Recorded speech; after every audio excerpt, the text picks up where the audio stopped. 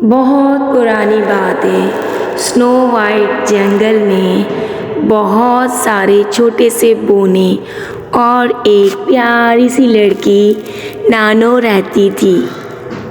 वो बच्ची उनके साथ बहुत ज़्यादा खुश रहती थी और उस बच्ची के साथ सारे बोने भी बहुत ज़्यादा खुश रहते थे। उसमें बूढ़े बोने भी थे, बच्चे बोने भी थे और साथ साथ यंग बोने भी थे। वो सब एक साथ छोटी सी बच्ची के साथ सारा दिन अच्छे से गुजारते थे और उसे तरह तरह के खेल खिलाते, उसे मुख्तलिफ़ जगहों पर लेकर जाते। बहुत प्यारा सा महल था उनका स्नो वाइट, और बहुत ज़्यादा प्यारी थी बहुत स्नो वाइट लड़की। बहुत ज़्यादा इंजॉय करती थी स्नो फॉलिंग को। साथ साथ बोने भी उसे देखकर बहुत ज़्यादा खुश होते थे।